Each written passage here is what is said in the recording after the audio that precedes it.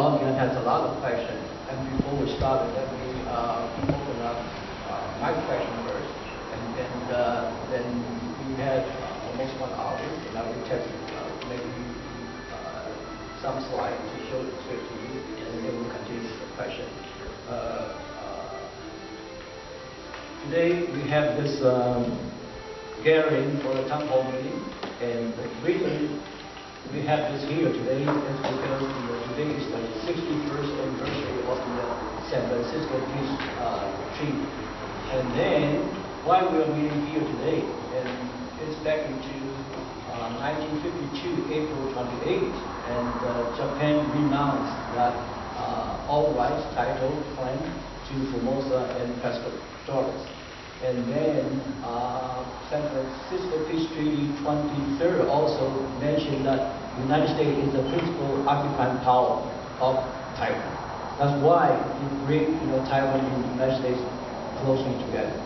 And after World War II, that really bring Taiwan and the United States closely together. And because Taiwan located inside the Pacific Theater, and some people keep saying that Taiwan is part of China, which is not, because China, they are in the China theater, not really related to Taiwan. And Taiwan at that time was the sovereignty of Japan. So on the December 7, 1941, everyone just know about the bombing of Pearl Harbor, but they don't really report on the same day actually Subic Bay was bombed, and at the time, General Douglas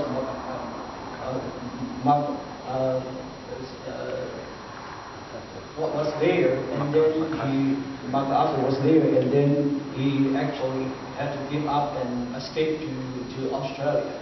So he had a very famous saying, "I shall return." So that's back into 1942. At the end of the World War II, they signed the peace treaty in San Francisco, and that's why we are so important, because the whole world, this is the focus at that time to closing to end of the war. On that day, actually has about 51 nations attended, including Japan, so it's 52, and then just 49 signed the peace treaty, and 3 last night they are just in Poland and Soviet Union. And so, and after they signed the peace treaty, 3 of them, their government not ratified. So it is actually it's only 46 of them they signed. And very important is that the ROC Republic of China and People's Republic of China is not invited. And 3 days before the San Francisco Peace Treaty, John Foss Dulles, he made a very important speech inside the San Francisco Peace Conference. And he did very detailed to explain what is covered inside the peace treaty. And he said, actually, it's very treaty to regret, that China cannot attend the conference. But there's 3 solutions, 3 options they are facing. The first one is that everyone just wait until there's a real China can represent, who has the power, who has the authority, can represent the whole China. But there's not at the time. And then the second one is that everyone can sign the treaty with one side of China, the other one not sign. This is not agreed by Japan also. So the last choice is that, okay, neither one can attend the meeting. But China's rights all protect and secure. And it's inside the treaty, Article 26, they say, okay, China can sign the peace treaty with the Republic of China, and then their rights are protected. So Article 21st, 20, and 10, and 14, they are so important the benefit of China. And very important that the force of the San Francisco Peace Treaty was drafted by John Foss Dulles.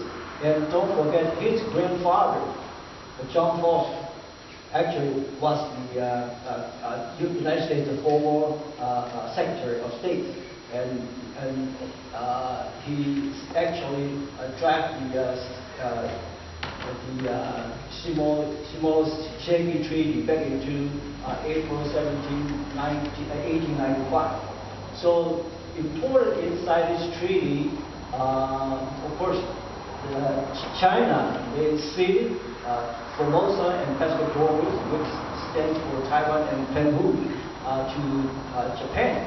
And important thing we need to pay attention is that they give 2 years option period, waiting period for those who will become to choose their nationality, whether they want to be Chinese or they want to be Japanese at that time.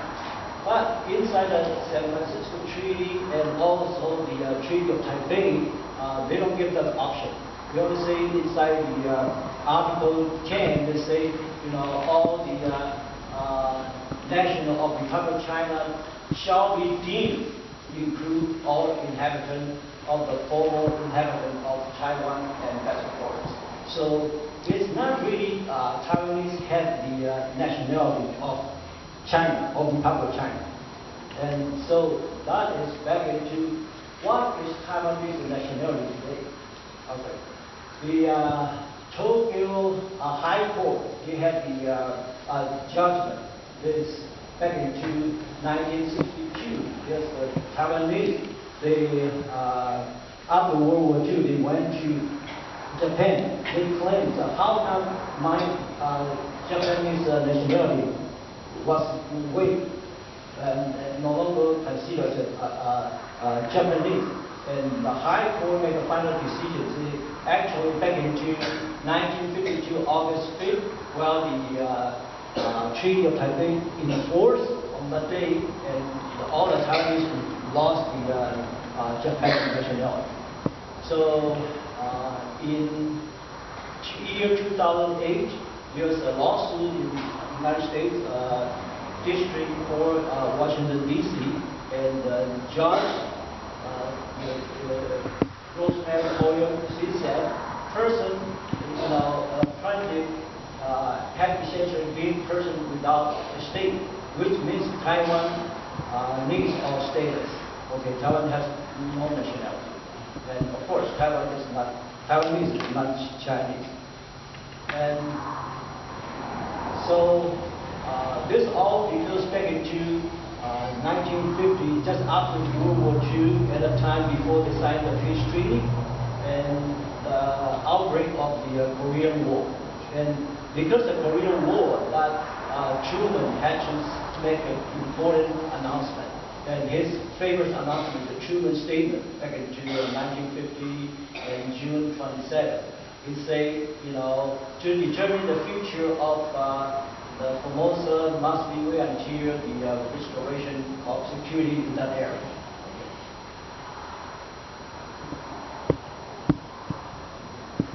Okay, and this is about 10 years later, and President Eisenhower had the chance to visit Taiwan. And very important for you to recognize that Chiang Kai-shek, you probably heard of his name, he is not really officially represented as the president to the President Eisenhower.